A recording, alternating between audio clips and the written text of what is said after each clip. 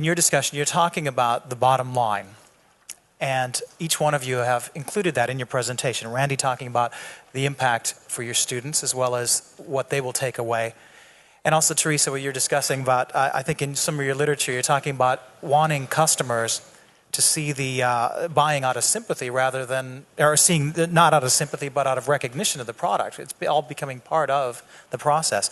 What would be, do you think the bottom line, my question is changing not only for companies involved in corporate social responsibility, but for every company?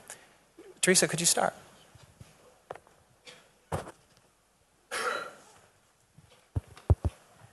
I think bottom line is very important. If we want it to be sustainable, if we want the social enterprise to be sustainable, it is about bottom line. So it's not in this part, which is no different from any other type of business. However, incorporating into the bottom line is the heart, the empathy, about the community that you're working on. I think that makes it very, very difficult. Because if you don't have this sort of baggage, then you just focus on business, you focus on whatever, in terms of the profitability of the business. Although it's hard to achieve profit nowadays, but it's still, sustainable and achievable. But when it comes to adding a lot of the elements of philanthropy into a business, means that you have to work doubly hard, to research doubly hard, to make sure that you can still find a competitive edge for the corporation so that the community that you want to help can be supported. I think that is the most difficult thing to do. So in the board meetings, I actually presented to our directors that if you think about a break-even point, because as I just explained, there are difficulties in trying to get the directors and also our sponsors to understand this, because it's something new. Everybody is just trying sort of like move along and learn as we go along. That if you feel that the normal corporations, if you look at the numbers, it's just 3 years to break even, then maybe for these type of corporations, have more patience. It may take 5 years to 7 years. And at the same time, don't measure it in terms of its financial indicators, all right? The financial aspect, which most business people or board of directors usually do. We still have to incorporate, and this is not in Hong Kong in terms of scale or structure yet, and nor do I see in other countries. But we have to structure within the social benefit, the social return, plus the economic return, all together becomes your actual return of the social enterprise. And how to do it, we are still sort of trying to figure it out to make sure that these social measurements or social indicators are trustworthy indicators, reliable indicators, not something that you can make up with. But this is something that we are working on, and it is important. Andy, you want to add? Yeah. I have nothing to add. I think it was a great answer.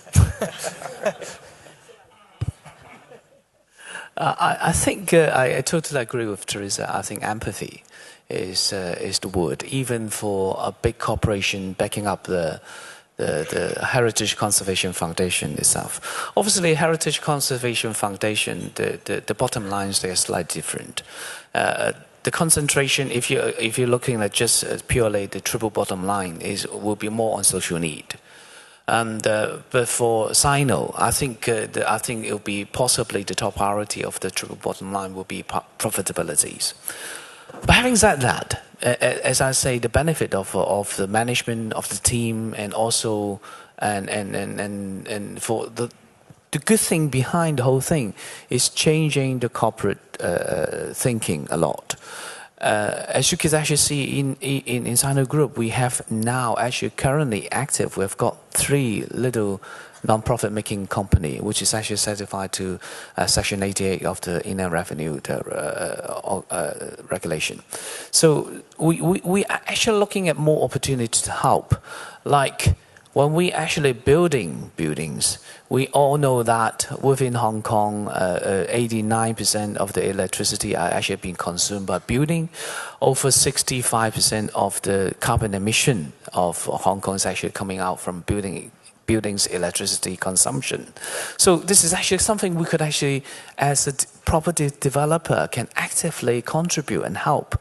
That's actually making the whole atmosphere within the company. Whenever we try to do design, we will try to influence our designer, the architects, the M&E engineers, to think more. And our bosses actually think of. And now the market is actually saying it's a crazy idea. We put turbines into our water supplies, trying to make more renewable energy. There is no payback because the investment in that we're talking about 50 years maybe. So it's not a payback, it's not a business case. But at least we could actually see the atmosphere within the company is actually working well. I mean, personally, the reason why I stay in the group, because I like to do that kind of things. I stay there because of the empathy, of the atmosphere. We are just looking at something which is not just profit all the time. It's actually looking at the opportunity to contribute to the environment, contribute to the community, and do more and do more goods for the whole world. If I'm actually putting it in a grand way. All right, thank you.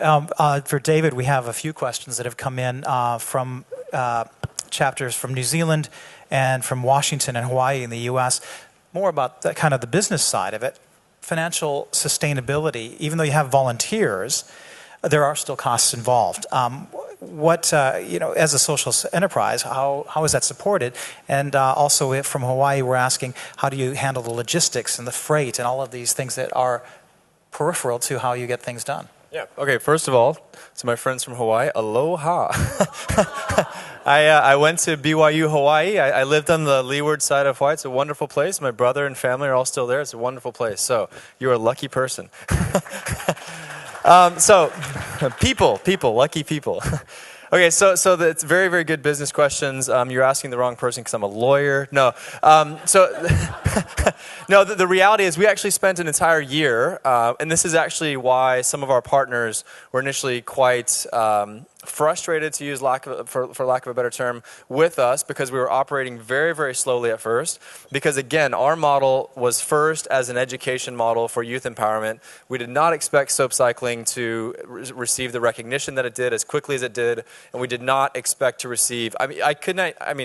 Dubai, Oxford, the University of Oxford is now modeling this program. There's 3 places in Africa that are trying to create something like this from us. We're working with organizations in Manila and in Shanghai and in Delhi, and that's only the ones that I can respond to in any given week. So we did not expect people to be on board as quickly as they were, but I keep telling my students and the people that work with us, I say we have to be great here before we can try to be good anywhere else. And so the things that we have focused on are really getting very, very quality partnerships. So one specific question was on logistics. Actually, even prior to that, just in terms of operation cost, we figured out a way to run very, very, very leanly, and that's in part because the things that cost a lot of money in Hong Kong, labor and real estate being the 2 kind of key things, we don't have to pay for the most part, right? So we have students, and so our HR and like overhead from that is very, very low. They're very good at what they do, so we can have one person who's kind of monitoring, up to 20, 30, 40 people at a time, because they are responsible and they are doing a very nice job. And then from a real estate standpoint, although real estate is at a premium in Hong Kong, there are companies, I know, in our particular case, New World Development and Chow Tai Fook, who have been very gracious and have given us the space that we need to process the soap and to do those types of things. And so the 2 main sources of overhead for all charitable or social enterprise, or really any enterprise in Hong Kong, have been almost completely eliminated from us. And then on the logistics side, Hong Kong is a very concentrated place, especially if you've stayed in any of the hotels here, you know that, where you have almost all the major hotels are within a few kilometers of each other, within the TST, Admiralty, over to Central region. And so for us to collect the soap from those particular locations is very inexpensive. We've even talked about getting a van, but it would actually be more expensive to maintain and operate and have a driver for the van than it would be for us just to rent a truck 1 day a month to go around and collect the soap. It's very, very inexpensive for us to do so.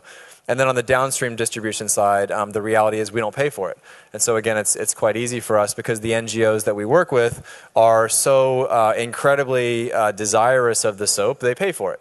And so they're able to get it from us at a very discounted rate, mostly just the cost of the freight. And so they're able to get thousands of kilos of soap, very high quality soap, which they normally can't get at a fraction of the cost. So I'm not sure. So there was, I think there's logistics. I think you've covered it all. yeah. Okay, great. Well, the lawyer did his job. But one quick question that was a follow-up was, what about the soap being used as a bar in the hotel in the first place? Yeah. If it's corporate social responsibility, shouldn't it start there?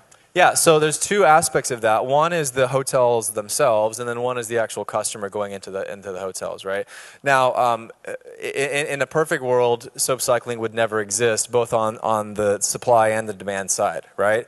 The reality is we're not there on either side yet, and when people go and they stay in these nice hotels, they do expect to have a quality bar of soap that's there, and most people, although some hotels are going towards liquid soaps, for example, which is what some people say would be a solution to this. The reality is that most customers within the hospitality industry are not interested in that yet. And so the bars of soap are going to exist for a very long time, whether we like it or not. Now, you have probably noticed a shift over the last few years or decade or so of the soap being in the shower and bath area to now primarily just being the sink where you wash your hands. And that is because people are moving towards the bath gels and other things within the shower area. But in terms of it existing as a product that's in each hotel room, that's going to exist for a long time. So what should consumers then? By all means, if you want to take it, take it. That's great. Just know that if you don't take it in Hong Kong, someone else is going to take it for you. So so keep it nice and clean for us. Write us a little note or whatever, and we will make sure to give that soap to people that need it. I'm sure for those of you who have other technical and business questions for all of our speakers, they have offered kindly to stick around for a little bit afterwards. We do have a little bit of time for one question, if we can, from the floor. Has anyone been waiting to ask a question? I think they're gesturing back here. Please, go ahead. Hello, my name is Ray from Sydney, and I also operate the hotel and hospitality business. This question is addressed to Mr. Randy Yu. I better stand up. Yeah. Looking at the point of view of economy of scale, and also on a commercial point of view, on this heritage hotel, what sort of rate are you paying the staff, and what sort of rate are you achieving per room? Because in Sydney, in the hospitality business, we have to pay $21.38 per hour for receptionists to just wait for the phone to ring, and also for room cleaners, $21.38 per hour.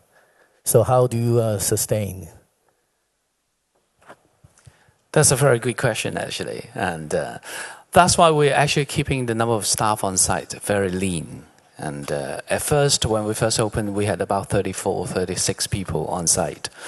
But now we have actually cut down to about 28, 29.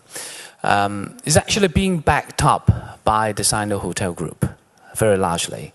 The senior management executive level are actually being overseen by the hotel group and in Gold Coast area. And on site, those people are actually being employed by the social enterprise. They are actually being paid by market rate. They are not being ill-treated at all. They're paid well over the minimum wage of Hong Kong, which is $30 per hour, just for waiting for the phone to ring. But obviously, being a social enterprise, and sometimes we have to be quite clear to our staff. At one time, we have actually got a local resident. She was in her late 50s. She found a job with us to be a housekeeper. We trained her up. And then when she started to do her work, she was expecting this is a purely philanthropy enterprise, not a social enterprise. We're trying to help her to help herself, but she said, Oh, I thought I just come in and make one bed and you will pay me $10,000 per month. That's what you thought. So this is a lot of communication we need to go through. And some of the people we met like this, we can train her up. She knows where we're coming from, and she would agree they need to help. They agree that we could actually help them to help themselves to bring up, the survival skill. But some of them they can't, and for those people, we just had no choice but to give her the statutory package and ask her to go. But obviously, at one point, that kind of story actually spread around in the local community in Tai-O. They say, oh, you are not coming in to do goods and things like that. Then we need to diffuse our little thinking out and try to talk to people what actually could be done. The economy scale is very, very low, as you could actually see that if you're in the hotel business. Only 9 rooms. How many housekeeper we could actually can employed, and the turning around rate, we need to get the whole place cleaned before the next guest actually coming into the hotel on time, and so on and so forth. This is a big challenge, and also this is a very remote place, and shipping food stuff over there, it is a challenge itself, because the nearest spot a lorry could actually park and to unload the stuff is about 35 to 40 minutes walk from the hotel. Think about it, and how could actually be done. And within the community, within the little place itself, there is no vehicles. It's a very green little village. Not even village vehicles you could actually hire, because in that means we have to push the things over by using trolley and so on and so forth. This is a big challenge, and a lot of youngsters nowadays they don't like to do things like that. So this is actually very difficult. We are experiencing a lot of little things like that, hiccups in here and there, but because of using the Teresa's word again, empathy, we with the heart we solve. Not every little problems, one by one we solve them, and luckily now it's actually up and running quite smoothly, and people like to come, and we are happy to run the place for the community as a social enterprise. I'm sure we'd like to carry on, but lunch does call, and I'm sure a big round of applause, please, for our speakers today. Thank you very much.